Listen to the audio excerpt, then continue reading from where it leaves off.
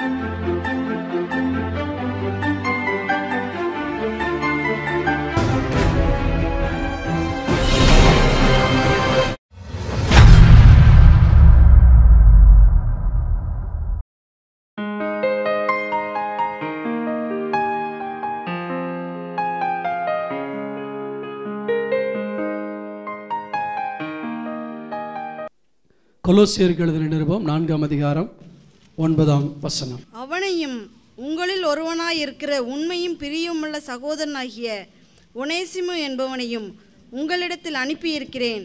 அவர்கள் இவ்விடத்து செய்திகளை எல்லாம் உங்களுக்கு அறிவிப்பார்கள். உங்களில் ஒருவனாயிருக்கிற உண்மையும் பிரியமுள்ள சகோதரனாகிய ஒனேசிமு என்பவனை உங்களிடத்தில் அனுப்பியிருக்கிறேன். அவனையும் என்று சொல்லும் பொழுது அதற்கு முந்தின வசனத்தில் தீகிக்கு என்று சொல்லக்கூடிய ஒரு ஊழியக்காரனை பற்றி பவுல் எழுதுகிறார். இந்த வசனத்தில் ஆண்டவர் என் மனதிலே பதிய வைத்த ஒரு வார்த்தை, உங்களில் ஒருவனாய் இருக்கிற உண்மையும் பிரியமும் உள்ள சகோதரனாகிய ஒனேசிமு. இந்த ஒனேசிமுவை பற்றி பவுல் எழுதும்போது உங்களில் ஒருவன் என்று எழுதுகிறார்.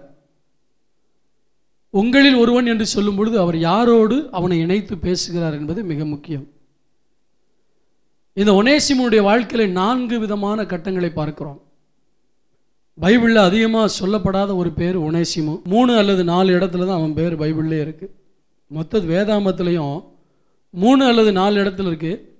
ஆனால் முக்கியமான இடத்தை அவன் வகித்தான் என்பதை இதிலிருந்து நம்ம பார்க்குறோம். எவ்வளோ நாட்கள் நம்ம வாழ்கிறோங்கிறது முக்கியம் இல்லை, எப்படி வாழ்கிறோங்கிறது தான் முக்கியம். எத்தனை வருஷம் சர்ச்சுக்கு வர்றோங்கிறது முக்கியம் இல்லை, எப்படி இருக்குங்கிறது தான் முக்கியம். அதான் ஆண்டவர் பார்க்குறார். இந்த ஒனேசிமுவை குறித்து சொல்லும் பொழுது பிலமோனுக்கு எழுதின நிருபம் 15ஆம் வசனத்தை வாசிங்க. அவன் என்றென்றைக்கும் உம்முடையவனாய் இருக்கும்படிக்கும் இனிமேல் அவன் அடிமையானவனாக அல்ல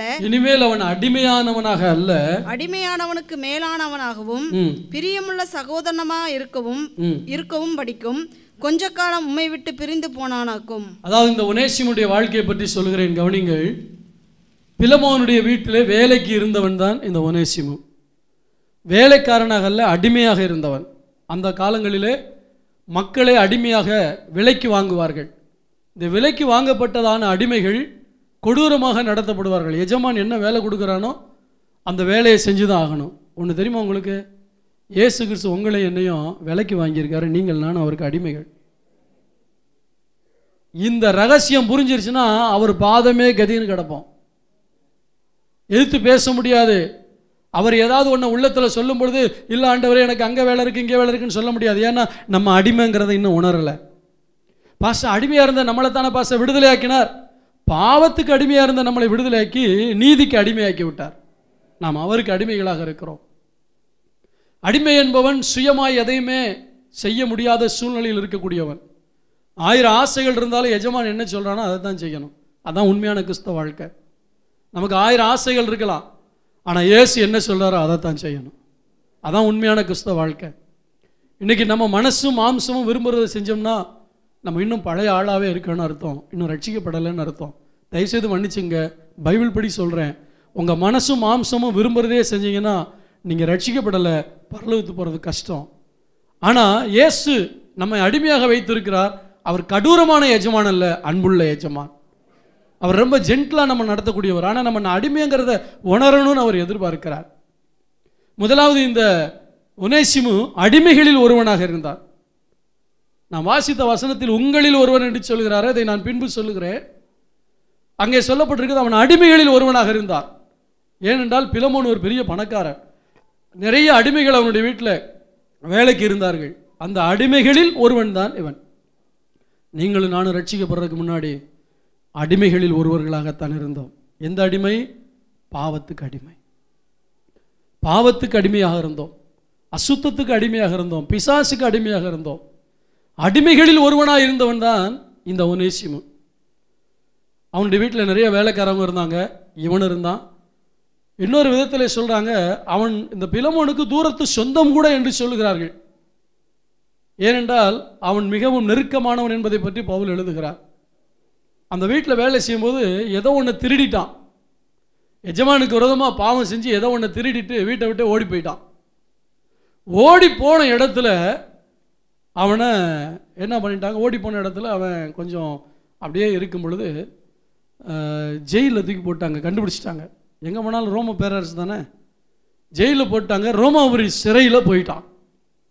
இப்போ அவன் எங்கே இருக்கான் தெரியுமா? சிறைச்சாலையில் கைதிகளில் ஒருவனாக இருக்கிறான். வசனத்தை வாசிங்க, பிலமோன் 10ஆம் வசனத்தை வாசிங்க. என்னவென்றால், கட்டப்பட்டிருக்கையில் நான் பெற்ற என் மகனாகிய ஒனேசிமுக்காக உம்மை மன்றாடுகிறேன். இங்கே பவுல் சொல்லுகிறார், கட்டப்பட்டிருக்கையில் நான் பெற்ற என் மகனாகிய ஒனேசிமு. முதலாவது இவன் அடிமைகளில் ஒருவனாக இருந்தான், ஆனால் அவன் பாவம் செய்தான். அடிமை என்றால் எஜமான் சொல்லுகிற வேலையை செய்கிறவன் தான். ஆனால் இப்பொழுது என்ன செய்து விட்டான்? பண ஆசையினாலே, பொருளாசையினாலே சில பொருள்களை திருடி ஓடினபடினால் அவன் பிடிபட்டு ரோமாபுரி சிறைச்சாலையிலே அடைக்கப்பட்டான். இப்பொழுது தண்டனைக்குரிய கைதிகளில் ஒருவனாக மாறிவிட்டான். பவுல் அப்போஸ்தலன் அங்கே இயேசு கிறிஸ்துவுடைய ஊழியத்தை செய்ததற்காக கைது செய்யப்பட்டு சிறைச்சாலையில் இருக்கிறார். ஆண்டவருக்காக ஒருவன் சிறைச்சாலையில் இருக்கிறான், தான் செய்த பாவத்து நிமித்தம் ஒருவன் சிறைச்சாலையில் இருக்கிறான். பவுல் அப்போஸ்தலன் இளம் வாலிபனா இருக்கிறானே, இவனுக்கு எப்படியாவது ஆண்டவரை பற்றி சொல்ல வேண்டும் என்று சொல்லி ஒனேசிமுக்கு ஆண்டவருடைய அன்பை பற்றி சொல்லுகிறார். ஆண்டவருடைய அன்பை பற்றி சொன்ன உடனே அவன் மனம் திரிந்து விட்டான். மனம் திருந்தி ஆண்டவரை ஏற்றுக்கொண்டான். இப்பொழுது அவர் என்ன சொல்கிறார்? உனக்கு கவர்மெண்ட் விடுதலை கொடுத்துருச்சு, இப்போ நீ எங்கே போகணும் தெரியுமா? நேரம் எஜமான்ட்ட போய் ஒப்புரவாகணும். ஹலோ, ரட்சிக்கப்பட்டதனுடைய அடையாளம் என்ன தெரியுமா? ஒப்புரவாகுதல். யாரோட யாரோட சண்டை போட்டீங்களோ அவங்களோட ஒப்புரவாகணும். எங்கே திருடுனீங்களோ அந்த பொருளை, திருடின பொருளை கொண்டு கொடுக்கணும். ஒப்புரவாகுதல், தேவனோடு மனுஷனோடு ஒப்புரவாகணும். அதான் உண்மையான ரட்சிப்பு. இன்னைக்கு ரட்சிக்கப்பட்டேன்னு சொல்கிறவங்களுக்குள்ள எவ்வளோ மாம்ச வைராக்கியம். அவங்கள்ட்ட பேச மாட்டேன், இவங்கள்ட்ட பேச மாட்டேன். உங்களுடைய ஆவிக்குரிய வாழ்க்கையை கொஞ்சம் செக் பண்ணி பாருங்கள், நீங்கள் உண்மையிலே ரட்சிக்கப்பட்டிருக்கீங்களா அப்படின்னு. ஏன் பாஸ்டர் இப்படிலாம் கேட்டு சும்மா இல்லாமல் எங்களை சந்தேகத்தை கிளப்பி விடுறீங்க? சந்தேகம் வர்றது நல்லது. அப்போ தான் நம்ம என்ன செய்வோம், அப்பப்போ பாடி செக் பண்ண போகிறோம்ல. ஒரு மாதிரி நெஞ்சு வலிக்கிற மாதிரி தெரிஞ்சாலே டாக்டர்கிட்ட போய் ECG எடுத்து பார்க்குறீங்கள. என்னைக்கா இருந்தாலும் ஜாக போகிற சரீரம், அதுக்கே இவ்வளவு அக்கறை செலுத்தும் போது அழியாத ஆத்மாவுக்கு நீ எவ்வளவு கவனம் செலுத்தணும்.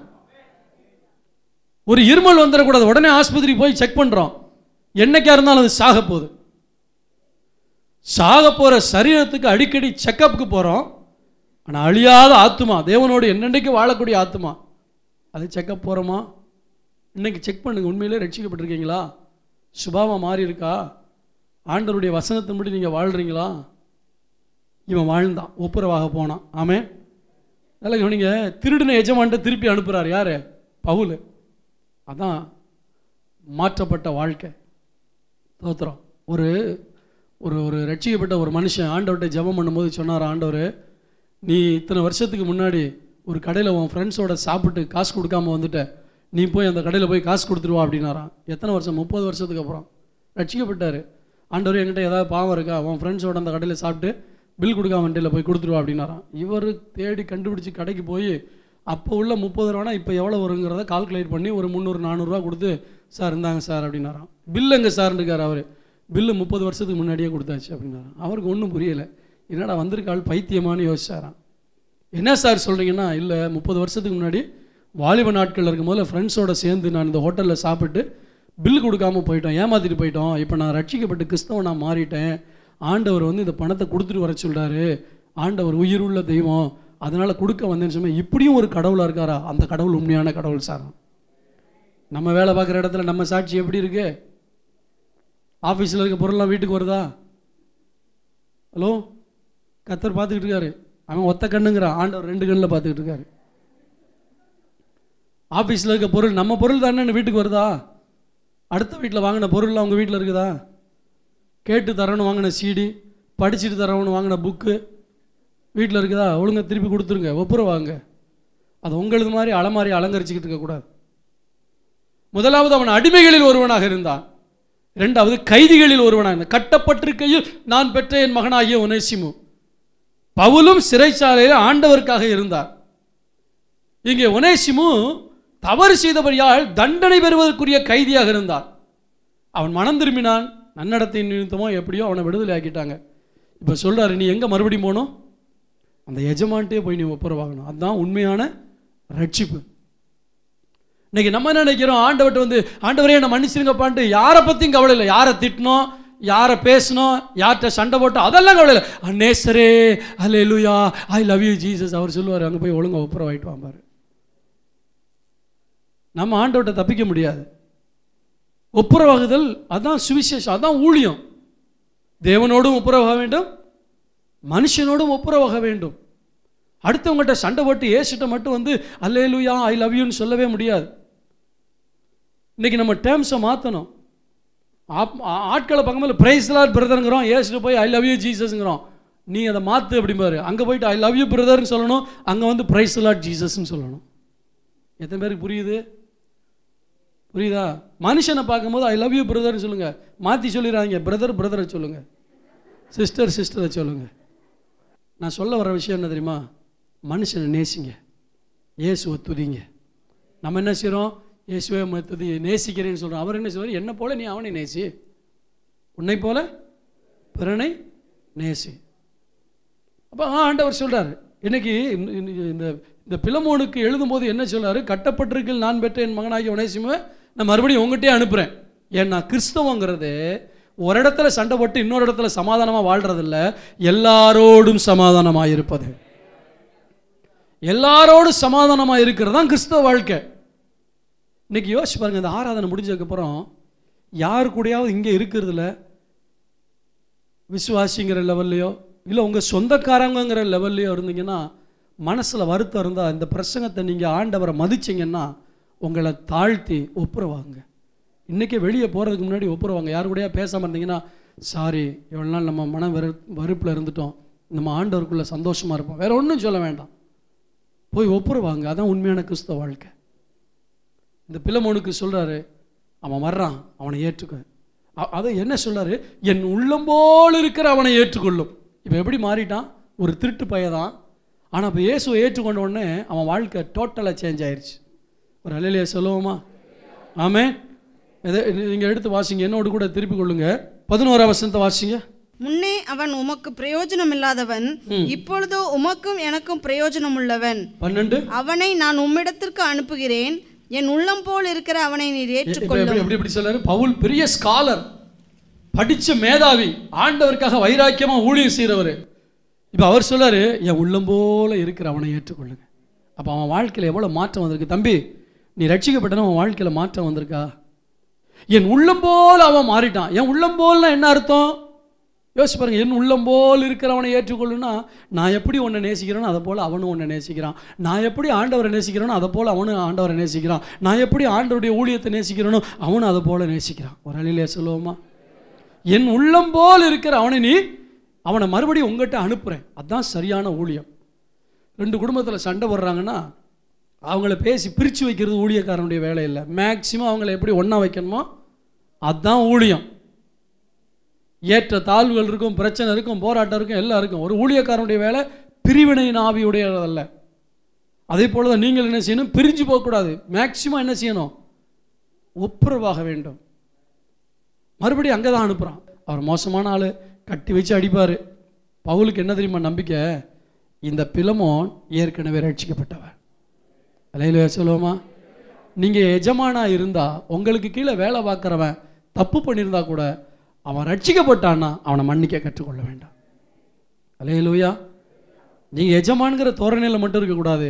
அவன் மறுபடியும் வரும்பொழுது பவுல் சொல்கிறாரு, நான் பெத்த மகன், எப்படி ஆவிக்குரிய வாழ்க்கையில் நான் பெற்றேன், அவன் சுவிசேஷத்தினாலே ரட்சிக்கப்பட்டான்.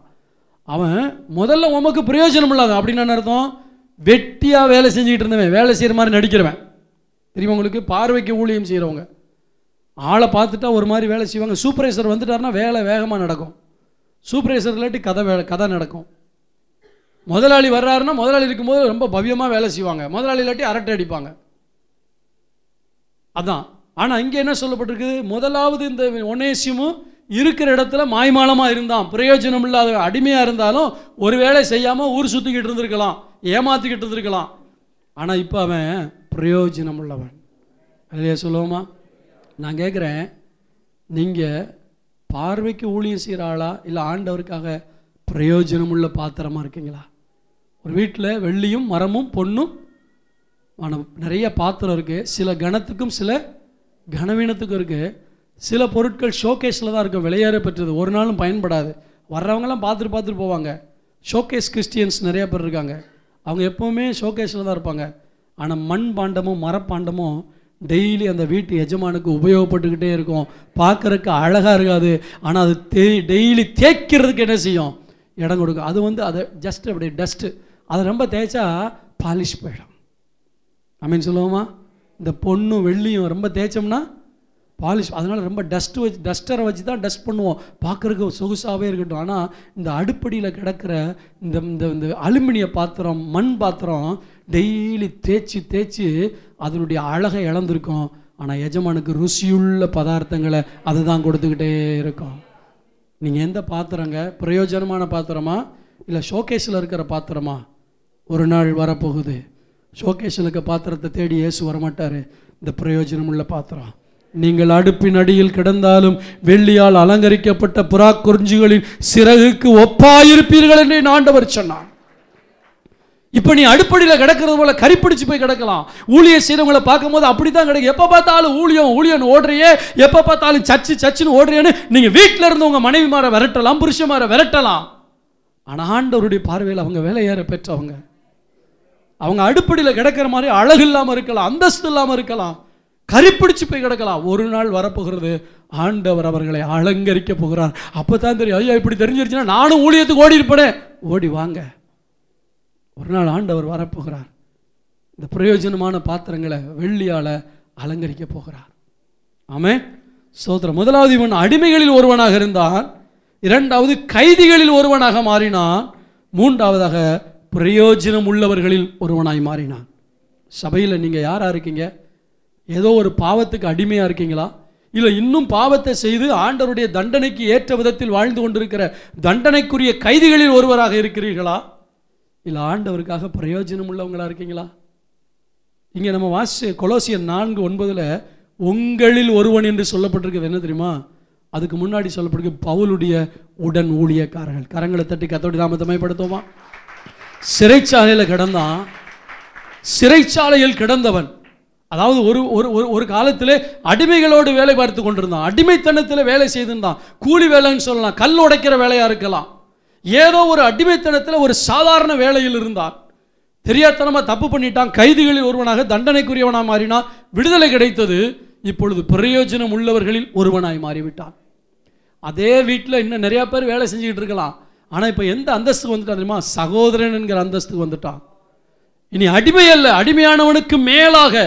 அப்படிதானே போட்டிருக்கு 15 வசனம். அவன் என்னென்றைக்கும் உம்முடையவனா இருக்கும் படிக்கும்.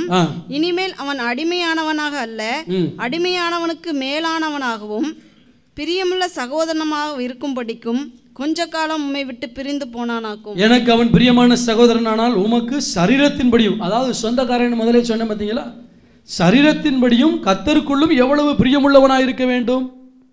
எனவே ஆதலால் நீர் என்னை உம்மோடு ஐக்கியமானவன் என்று எண்ணினால் என்னை ஏற்றுக்கொள்வது போல் அவனையும் ஏற்றுக்கொள்ளும். அவன் உமக்கு யாதொரு அநியாயம் செய்ததும் உம்மிடத்தில் கடன்பட்டதும் உண்டானால் அதை என் கணக்கிலே வைத்துக்கொள். இதான் அவன் திருடிட்டு போனாங்கிறதுக்கு அடையாளம். என் கணக்கில் வச்சுக்க. ஆனால் இப்போ அவன் யார்? சாதாரண ஆள் கிடையாது, பிரயோஜனம் உள்ளவன். இப்போ பவுலுடைய ஊழியத்தில் நிறைய பேர் உடன் ஊழியர்கள் இருந்தாங்க. இப்போ இந்த உடன் ஊழியர்கள் லிஸ்ட்டில் யார் வந்துட்டது? இந்த உனேசிமும். உங்களில் ஒருவன். நான் சில காரியங்களை உங்களுக்கு கேட்க விரும்புகிறேன். ஸ்தோத்திரம். ஆண்டவர் சொன்னார் அழைக்கப்பட்டவர்கள் அநேகர், தெரிந்து கொள்ளப்பட்டவர்கள். நீங்கள் எதில் இருக்கீங்க? எந்த கூட்டத்தில் ஒருவராக இருக்கீங்க? அழைக்கப்பட்டவர்கள் என்றால் பொதுவாய் சபைக்கு வந்து போகிறவர்கள் என்ற அர்த்தம். தெரிந்து கொள்ளப்பட்டவர்கள் என்றால் தேவனுடைய வேலையை செய்யும்படி தேவனுடைய கற்பனைகளுக்கு கீழ்ப்படிந்து வாழ தெரிந்து கொள்ள வேண்டும் என்று அர்த்தம். நீங்கள் அழைக்கப்பட்ட கூட்டத்தில் ஒருவராக இருக்கிறீர்களா? தெரிந்து கொள்ளப்பட்ட கூட்டத்தில் ஒருவராக இருக்கிறீர்களா? இரண்டாவது மத்தேயு 25ஆம் அதிகாரத்தில் 5 புத்தியுள்ள கன்னிகைகள் இருந்தார்கள். ஆயத்தமாய் வந்தார்கள், மணவாளனோடு வீட்டுக்குள் பிரவேசித்தார்கள். 5 புத்தி இல்லாத கன்னிகை வந்தார்கள். அவர்கள் எண்ணெய் இல்லாமல் வந்தார்கள். எண்ணெய் வாங்க போகும்போது கதவு அடைக்கப்பட்டது. இப்போ நான் உங்களை பார்த்து கேட்குறேன், 2 பேரும் ஒரே யூனிஃபார்ம் தான் போட்டிருந்தாங்க. கவனிங்க, மணவாட்டிகள் 2 பேரும் ஒரே யூனிஃபார்ம் தான் போட்டிருந்தாங்க. 2 பேர் கையிலும் தீவட்டி இருந்தது. 2 பேரும் வெளியே பார்க்குறதுக்கு ஒன்றா தான் இருந்தாங்க. ஆனால் 5 பேர் தான் உள்ளே போனாங்க. நீங்கள் எந்த கூட்டத்தில் இருக்கீங்க? உள்ளே நுழைந்தவர்களில் ஒருவரா, வெளியே நின்று கதவை தட்டி கொண்டிருக்கிறவர்களில் ஒருவரா? யோசித்து பாருங்கள். யாரில் ஒருவராக இருக்கிறீர்கள்? என்னை கவர்ந்த அந்த வார்த்தை, உங்களில் ஒருவனாயிருக்கிற அந்த ஒனேசிமும். நீங்க யாரில் ஒருத்தரா இருக்கீங்க? டுனாமிஸ் ஏஜி சபை விசுவாசிகளில் ஒருவர் என்பது அல்ல, அதற்கு உள்ளே அழைக்கப்பட்ட கூட்டத்தில் ஒருவரா, தெரிந்து கொள்ளப்பட்ட கூட்டத்தில் ஒருவரா, இல்ல மணவாளனோடு வீட்டுக்குள்ளே பிரவேசித்த மணவாட்டியின் கூட்டத்தில் ஒருவரா, கைவிடப்பட்ட கூட்டத்தில் ஒருவரா? ஆண்டவர் சொன்னார், 2 பேர் படுக்கையில் படுத்திருப்பார்கள், ஒருவர் எடுத்துக்கொள்ளப்படுவார்கள், ஒருவர். நீ கைவிடப்பட்ட கூட்டத்தில் ஒருவனாக இருக்கிறாயா, எடுத்துக்கொள்ளப்பட்ட கூட்டத்தில் ஒருவனாக இருக்கிறாயா? அது எப்படி தெரியும்? இங்கே வாழ்கிற வாழ்க்கையை அதை உறுதிப்படுத்தும். இங்கே ஜெபிக்கிற ஜெப வாழ்க்கையை பார்த்து சொல்ல முடியும். கர்த்தருக்கு கொடுத்து பரலோகத்தில் பொக்கிஷத்தை சேர்த்து வைக்கிற அந்த நடவடிக்கையிலிருந்து பார்க்க முடியும், இவர்கள் பிரவேசிக்கக்கூடியவர்கள், இவர்கள் எடுத்துக்கொள்ளப்படக்கூடியவர்கள் என்பதை பார்த்தவுடனே சொல்லிவிடலாம். 3வது ஒரு காரியத்தை சொல்கிறேன். நெகேமியா 3ஆம் அதிகாரத்தில் அலங்கத்தை கட்டுவதற்கு குடும்பம் குடும்பமாக வந்து நின்றார்கள். மீண்டும் சொல்கிறேன், கவனிங்கள். அலங்கத்தை கட்டுவதற்கு குடும்பம் குடும்பமாக அவன் நிறுத்தினான்.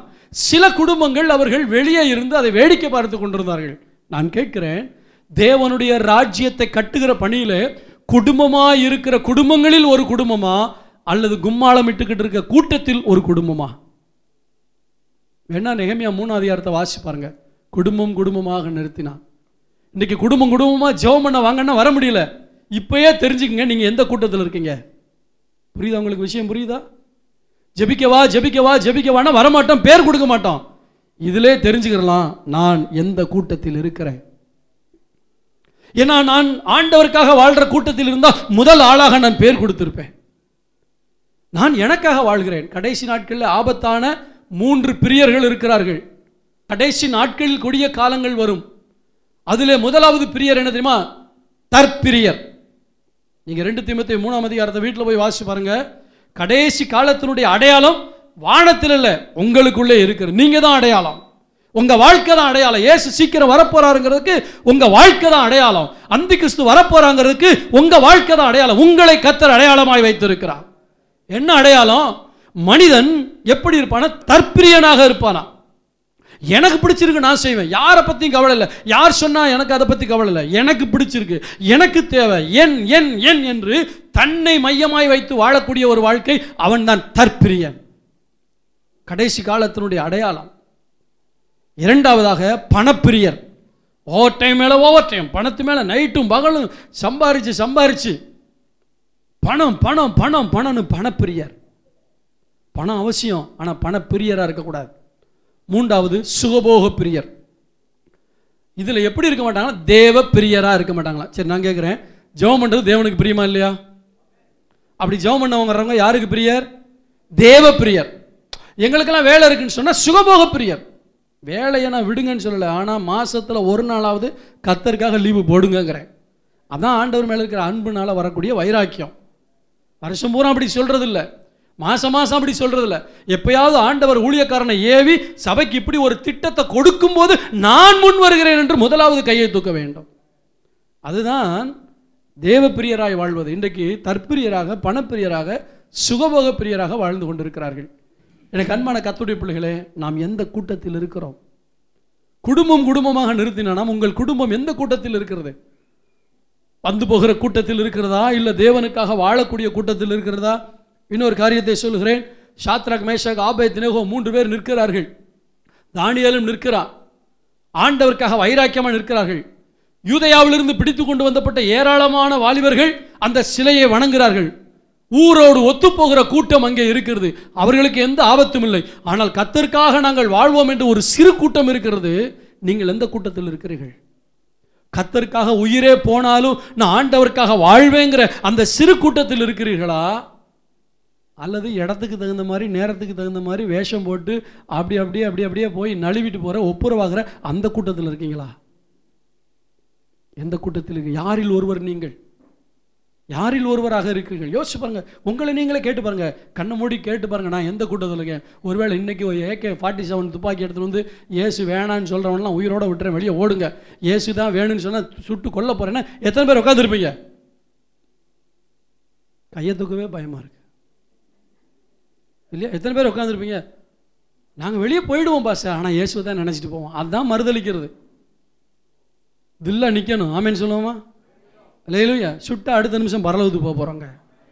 இங்கே எத்தனை லாரி கணக்காக அரிசியை சாப்பிட்டோம். இப்படி தான் இருக்கும். சின்ன வயசுலேருந்து நீங்கள் உங்கள் அம்மா ஊட்டின வயசுலேருந்து இது வரைக்கும் நீங்கள் சாப்பிட்ட சோறு எவ்வளோ இருக்கும் யோசிச்சு பாருங்கள். எத்தனை டன் கத்திரிக்காய் காலி பண்ணியிருப்பீங்க, எத்தனை டன் முட்டைக்கோஸ் காலி பண்ணியிருப்பீங்க. ஆனாலும் சாப்பிட்டு எப்படி தான் இருக்கும், இன்னும் இப்படியே அப்பப்போ டாக்டர்கிட்ட போய்கிட்டு தான் இருக்கோம். டன் கணக்காக லாரியாக சாப்பிட்ருக்கோம். ஒன்றும் இல்லை. உங்களுக்கு ஒன்று தெரியுமா, ஆண்டவர் வரும்போது சொல்லிட்டு வரமாட்டார், சொல்லாமல் கொள்ளாமல் வருவார். அதனால தான் எப்போவுமே ஆயத்தமாக இருங்கன்னு ஆண்டவர் சொன்னார். அல்லேலூயா. ஸ்தோத்திரம். தேவனுக்காக வைராக்கியம் உள்ள கூட்டத்தில் இருங்க. அந்த வைராக்கியம் இருந்துச்சுன்னா ஜெபம், ஊழியம், பணம், என் பணம் ஆண்டவருக்காக போட்டோம். நான் அதுக்கு தான் முதலே சொன்னேன், நாங்கள் எப்படி முன்மாதிரியாக இருக்காங்கிறத உங்களுக்கு காட்டணும். நாங்கள் மாய்மாலம் பண்ணிவிட்டு ஊழியம் செய்யலை, வேஷம் போட்டு ஊழியம் செய்யலை. எங்கள் பணத்தை கத்தருக்காக தான் செலவழிக்கிறோம். 2 ரூபா வந்தால் 4 ரூபா செலவழிச்சிக்கிட்டு தான் இருக்கோம். அது அந்த காலத்துலேருந்து இந்த காலம் வரைக்கும் நாங்கள் அதை தான் செஞ்சுக்கிட்டு இருக்கோம். யாராவது பார்க்கணுன்னா பேங்க் பேலன்ஸை போய் பாருங்கள், அக்கௌண்ட் ஓப்பனாக தான் கிடக்கு. எங்களுக்கு சீக்ரெட் பேலன்ஸ் எல்லாம் ஒன்றுமே கிடையாது. வைராக்கியம். ஆண்டவர் கொஞ்ச நாள் வாழ போகிறோம். நான் ஆண்டோட சொன்னேன், இந்த உடம்புல அசைவு இருக்க வரைக்கும் நான் உங்களுக்காக ஊழியம் செய்யணும் ஆண்டவரே. அல்லேலூயா. ஒரு 3 வருஷத்துக்கு முன்னாடி எனக்கு வந்து அந்த கை வழியில் 2 கையும் செயல்பட முடியாமல் இருந்துச்சு. எத்தனை பேருக்கு தெரியும்? 2 கையும் செயல்பட முடியல, சாப்பிடக்கூட முடியல, தூக்க முடியல, சட்டை போட முடியல. 2 கையும் விளங்காமல் போச்சு. இப்படியே தான் வச்சிருக்க முடியும். அந்த நிலைமையில் இன்னைக்கு வரைக்கும் நான் இருந்தேன்னா இந்த 2 புத்தகத்தை நான் எழுதியிருக்க முடியாது. ஆனால் என் ஆண்டவர் சுகம் கொடுத்தாரே, அந்த சுகம் சொகுசாய் வாழ்வதற்கல்ல, என் ஆண்டவருக்காக ஏதாவது ஒன்றை செய்து கொண்டு இருக்க வேண்டும். இன்னும் எழுதுகிறேன், இன்னும் எழுதி கொண்டு தான் இருக்கிறேன், இன்னும் எழுதிக்கிட்டே இருக்கேன். ஏன்னா இந்த சபைக்கு மட்டும் நான் ஆசீர்வாதம் இல்லை, உலகத்தில் இருக்க எல்லாருக்கும் நான் ஆசீர்வாதமாக இருக்கணும். இந்த புஸ்தகம் தமிழ் படிக்கிற ஜனங்கள் மத்தியில் பெரிய எழுப்புதலை கொண்டு வர வேண்டும். அதை ஆங்கிலத்தில் மொழிபெயர்ப்பதற்கு நான் முயற்சி செய்து கொண்டிருக்கிறேன்.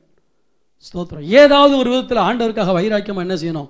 வாழ்ந்து கொண்டே இருக்க வேண்டும். கர்த்தருக்கு ஸ்தோத்திரம் உண்டாக. யாத்திராகமம் 33ஆம் அதிகாரம் 11ஆம் வசனத்தை வாசிங்க. ஒருவன் தன் சிநேகிதனோட பேசுவது போல கர்த்தர் மோசேயோட முகமுகமாய் பேசினார். பின்பு அவன் பாளையத்துக்கு திரும்பினான். நூனின் குமாரனாகிய யோசுவா என்னும் அவனுடைய பணிவிடைக்காரனாகிய வாலிபன் ஆசரிப்பு கூடாரத்தை விட்டு பிரியாதிருந்தான். 32:6 வாசிங்க. மறுநாள் அவர்கள் அதிகாலையில் எழுந்து சர்வாங்க தகன பலிகளை இட்டு சமாதான பலிகளை செலுத்தினார்கள்.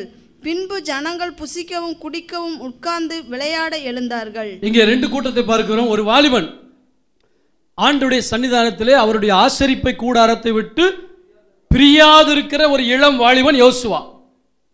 வாலிப வயசுல ஆண்டவருடைய சமூகத்தில் ஜெபிக்கக்கூடிய ஒருவனாக இருந்தான் யோசுவா. ஆனா இன்னொரு கூட்டம் புசிக்குது, குடிக்குது, விளையாடு. ஹலோ வாலிபர்கள், சபைக்கு எதுக்கு வர்றோம்? ஜெபிக்க வர்றோமா? புசிக்க குடிக்க வர்றோமா? யோசிச்சு பாருங்க. தேவனுடைய ராஜ்யம் புசிப்பும் குடிப்பும் அல்ல, அது நீதினாலும் சமாதானத்தினாலும் உண்டாகிற காரியமா இருக்கிறது. அல்லேலூயா சொல்லுவோமா? அல்லேலூயா.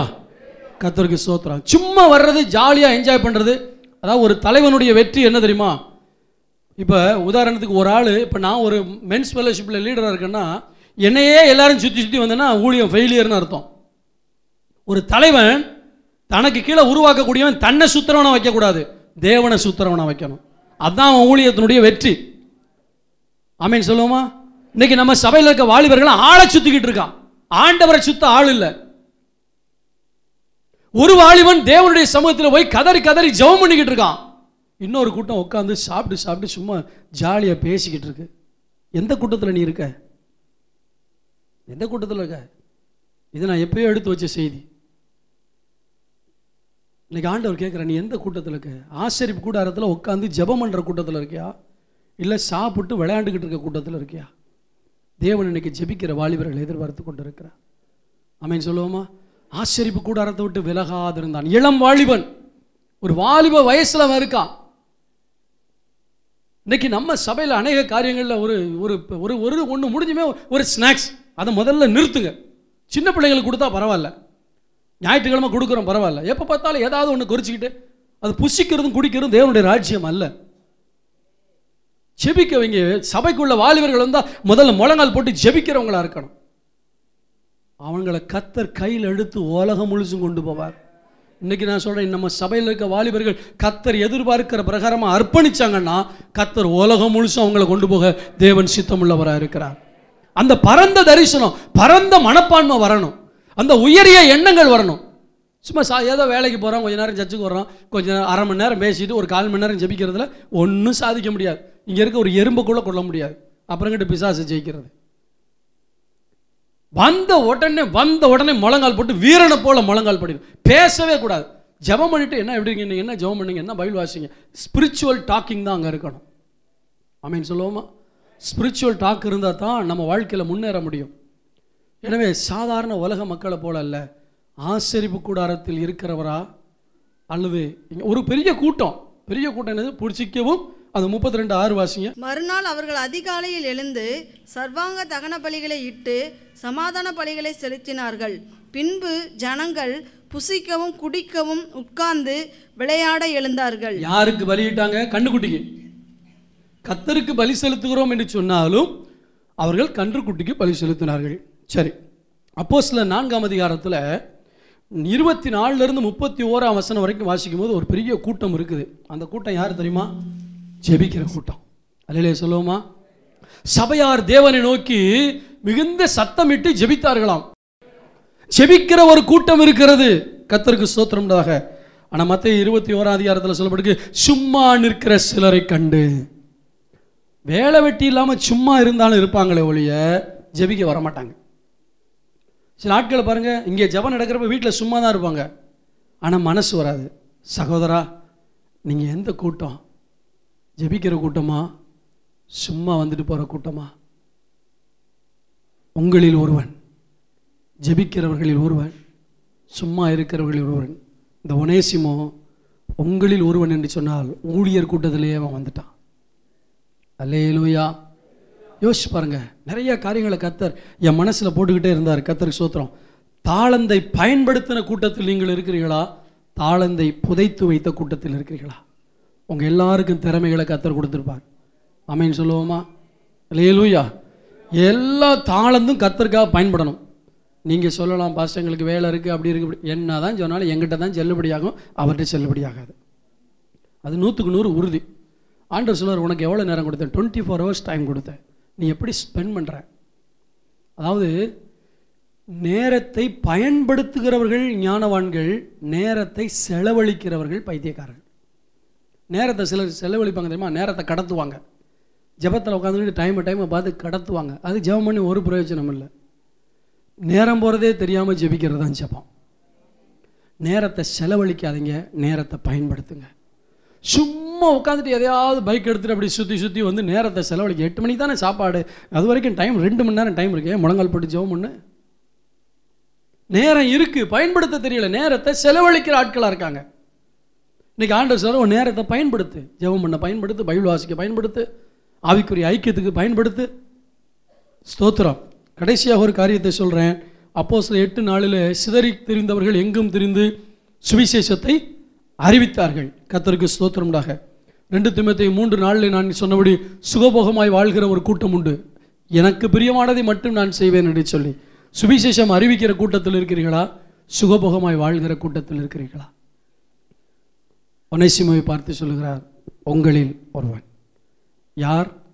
முதலாவது அவன் அடிமைகளில் ஒருவனாயிருந்தான், கைதிகளில் ஒருவனாயிருந்தான், பிரயோஜனம் உள்ளவர்களில் ஒருவனாயிருந்தான், ஊழியர் கூட்டத்தில் ஒருவனாய் மாறிவிட்டான்.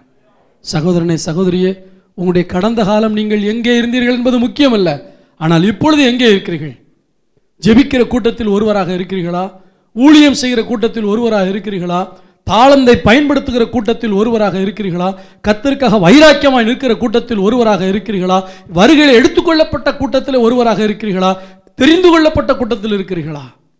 ஆண்டவர் இந்த நெகட்டிவான கூட்டத்தில் உங்களை பார்க்கக்கூடாது, இந்த பாசிட்டிவான கூட்டத்தில் பார்க்கணும். கண்ணில் முடி ஜெபம் பண்ணுவோமா? அன்பான தேவஜனமே, தன் பிள்ளை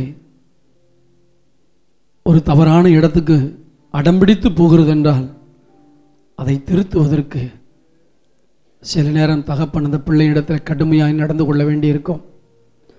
நாங்கள் உங்கள் எல்லாருக்கும் ஆவிக்குரிய பெற்றோராக இருக்கிறோம். என்னை விட வயதில் மூத்தவர்கள் இங்கே இருக்கிறீர்கள்.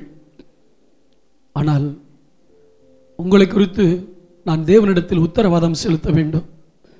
உங்கள் காணிக்கைகளை வாங்கி சாப்பிட்டு சொகுசாய் வாழ்வதற்கு கர்த்தர் எங்களை அழைக்கவில்லை.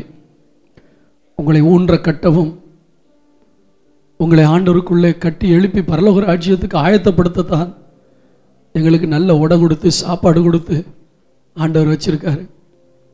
உங்கள் மனசு நோகாமல் ஒரு பிரசங்கம் பண்ணிட்டு போகிறதுக்கு இல்லை, எப்படியாவது உணர்வு அடைந்து தெய்வ பிள்ளைகள் கர்த்தருக்குள்ளே வளர மாட்டார்களா? கர்த்தருக்குள்ளே பலப்பட மாட்டார்களா? அவர்கள் ஒனேசிமை போல உங்களில் ஒருவன் என்று சொல்லக்கூடிய கூட்டத்துக்கு வரமாட்டார்களா என்கிற அந்த ஆதங்கத்தில் தான் நாங்கள் கத்திக்கொண்டிருக்கிறோம். வார்த்தைகள் சில நேரம் உங்களை வேதனைப்படுத்தலாம். அது உங்களை வேதனைப்படுத்துவதற்காக அல்ல, மனம் திரும்புவதற்கு ஏதுவாக உங்களை உருவாக்குவதற்காக. ஏதாவது ஒரு வார்த்தை சொல்லி இவங்களை மாத்திர மாட்டோமாங்கிற ஒரு ஆதங்கம். எப்படியாவது இந்த வார்த்தை சொன்னாலாவது இவங்க திரும்பி ஆண்டவர்கிட்ட வந்துட மாட்டாங்களா அப்படிங்கிற ஏக்கம். ஒரு தகப்பன் ஸ்தானத்திலிருந்து நான் உங்களுக்கு இதை சொல்லி கொண்டிருக்கிறேன். ஒப்பு கொடுங்க. வீணா பேசிக்கிட்டு இருக்க கூட்டத்தை விட்டு வெளியே வாங்க. ஞாயிற்றுக்கிழமை பார்க்குறேன், சண்டே ஸ்கூல் மேலே நடக்கும்போது இதே இடத்துல வெட்டியாக உட்காந்து பேசுகிற ஒரு கூட்டம் இருக்குது. என்ன பேசுகிறீங்க கொஞ்சம் யோசிச்சு பாருங்கள். ஒரு கூட்டம் மேலே ஊழியம் செய்யுது, ஒரு கூட்டம் கீழே உட்காந்து வெட்டியாக பேசுது, ஒரு கூட்டம் வெளியே டீ சாப்பிட்டு வெளியே மணிக்கணக்காக வெட்டியாக பேசுது. எந்த கூட்டத்தில் இருக்கீங்க? இங்கே கிளாஸ் நடக்குது, கிளாஸில் ஒரு கூட்டம், வெளியே ஒரு கூட்டம். மேலே ஊழியம் நடக்குது, கீழே சும்மா உட்காந்து தேவையில்லாமல் பேசிக்கிட்டு இருக்க ஒரு கூட்டம்.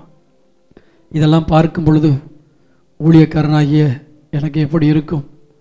எல்லாரும் ஆண்டவருக்கு பயன்பட்டால் தானே பரலோகத்தில் உங்களுக்கு பலன் கிடைக்கும். ஆண்டவர் கேட்கும் பொழுது நீ சர்ச்சில் என்ன பண்ண, எனக்காக ஒன்றுமே நேரமே இல்லை ஆண்டவரேன்னு சொல்லுவீங்களா? ஆண்டவர் சொல்லுவார், இல்லை, மேலே ஊழியம் நடக்கும்போது நீ கீழே இருந்த, பெண்கள் ஜெபம் நடக்குது வெள்ளிக்கிழமை, நீ வீட்டில் சும்மா இருந்த, சனிக்கிழமை ஜெபம் நடக்குது, வெள்ளிக்கிழமை, சனிக்கிழமை, வியாழக்கிழமை எல்லாம் நடக்குது. நீ அந்த நேரத்தில் என்ன பண்ணிக்கிட்டு இருந்தேன்னு எனக்கு தெரியும், சும்மா தானே இருந்தேன்னு ஆண்டவர் உங்கள்கிட்ட கேட்டார்னா என்ன சொல்லுவீங்க? எனக்கு தெரியாது, நீங்கள் பிஸியாக இருக்கீங்கன்னு சொல்லலாம். ஆனால் ஆண்டவர் கேட்கும்பொழுது என்ன சொல்லுவீங்க? காலத்தை பயன்படுத்துங்க, ஈகோ ப்ராப்ளத்தை தூக்கி எறிங்க, தாழ்த்துங்க, ஆண்டவர்கிட்ட வாங்க, ஆண்டவருடைய ராஜ்யத்துக்கு வாங்க, பிரஸ்டீஜ் ப்ராப்ளம் பார்க்காதீங்க, ஆண்டவருக்காக ஒரு புழு போல நசுக்கப்படுவதற்கும் ஒப்பு கொடுங்க. ஒரு வேலைக்காரன் கன்னத்தில் அடிக்கும்போது சர்வ வல்லமையுள்ள தேவன் கேட்குறாரு, நான் ஏன்பா என்னை அடிக்கிற, நான் ஏதாவது தப்பு பண்ணனான்னு கேட்குறாரு. அந்த அளவுக்கு நம்ம இரட்சிப்பதற்கு அவர் தம்மை தாழ்த்தினார். நம்ம மானுடைய கருத்தில் ஒப்பு கொடுப்போம். ஒனசியமும் போல் இன்றைக்கி ஒப்புரவாக வேண்டியவங்க ஒப்புரவாங்க. கர்த்தர் ஆசீர்வதிக்கட்டும். நல்ல ஆண்டவரே, கொடுத்த வார்த்தைகளை கொடுத்தேன். அடிமையானவர்களில் ஒருவர்களாக அல்ல, தண்டனைக்குரிய கைதிகளில் ஒருவர்களாக அல்ல, பிரயோஜனமான கூட்டத்தில் ஒருவராகவும், தேவனுடைய சமூகத்தில் காத்திருக்கிற கூட்டத்தில் ஒருவராகவும், ஆசரிப்பு கூடாரத்தை விட்டு நீங்காமல் இருக்கிற அந்த வாலிபனை போல இருக்கிற அந்த வாலிபனின் ஒருவராகவும் உடைய பிள்ளைகள் காணப்படட்டும். அழைக்கப்பட்ட கூட்டத்தில் அல்ல, தெரிந்து கொள்ளப்பட்ட கூட்டத்தில் ஒருவராக உடைய பிள்ளைகள் காணப்படட்டும். கைவிடப்பட்ட கூட்டத்தில் அல்ல, எடுத்துக்கொள்ளப்பட்ட கூட்டத்தில் உடைய பிள்ளைகள் காணப்படட்டும். வெளியே நின்று கதவை தட்டி கொண்டிருக்கிற கைவிடப்பட்ட புத்தியற்ற ஸ்திரீகளைப் போல அல்ல, புத்தியுள்ள ஸ்திரீகளாக உள்ளே நுழைந்த அந்த கூட்டத்தில் ஒருவராக உடைய பிள்ளைகள் காணப்படட்டும். ஆசீர்வதியும்.